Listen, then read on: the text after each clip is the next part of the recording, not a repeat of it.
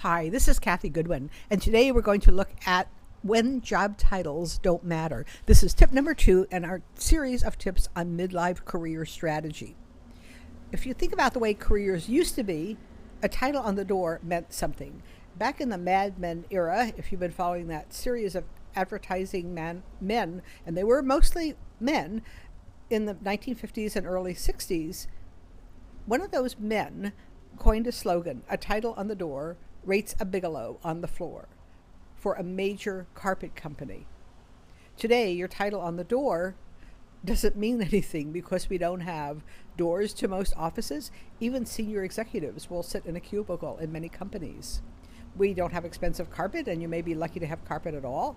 And we certainly don't have traditional job titles, and we don't use them in the same way we used to. What we have today are mix and match titles. You might have the same job as a colleague, but your colleague works for a different company and has a totally different title. Or you may have the same title as your friend, and your friend works for a different company, does a totally different job. You may have a fuzzy title for a job that is unusually complex, a job that was just created, or a job that's unique to your company. I call this a fuzzy title because when you announce it at a networking event, nobody has a clue as to what you're doing. So what does this mean for your career? If you're in a job search, focus on functions, not titles. Dig deeper. If someone invites you to apply for a position, find out what's really involved under the title. Find out the meaning of the title within the company. In some companies, a title that you may expect to be associated with senior management is actually associated with a fairly low level of staff, and vice versa. You may be able to negotiate a change of job title after you've had an offer if you have a good bargaining position and if it's critical. For example, let's say someone's been in that job for 4 or 5, 10 years.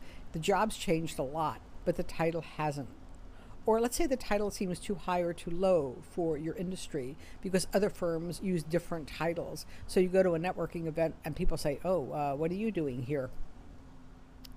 Career change also calls for an understanding of titles, because when you start out, you want to focus on what you want to do. You want to match yourself with potential careers by function and by ambience. Ambience includes the environment, the amenities, your value system, things that allow you to do the job in a way that makes the job fun. So focus on those, not the title. Be open to explore careers regardless of title. So if someone says to you, hey, I think you'd be a really good systems analyst or librarian, ask further, what does this job involve at this particular company? You may find that different companies, different organizations use the same titles so differently. I've worked with clients who, when I made a suggestion, they say, oh no, there's no way I'd touch that. But when they dug deeper, they found out that, oh yeah, they had always been interested in that. They just didn't know it was called something else. Tests can be extremely misleading, especially if a test gives you a list of occupational titles, because those titles may be outdated depending on when the test was designed. They may be irrelevant. They may not describe the way a job is really done today. And finally, talk to your networks.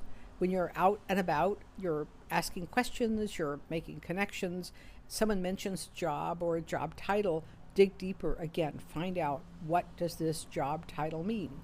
Or if you're interested in a function, find out some names and some titles associated with that job.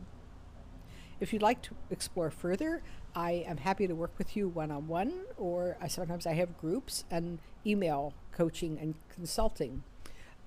You can find me on my website, midlifecareerstrategy.com. You can also go directly to my career session page.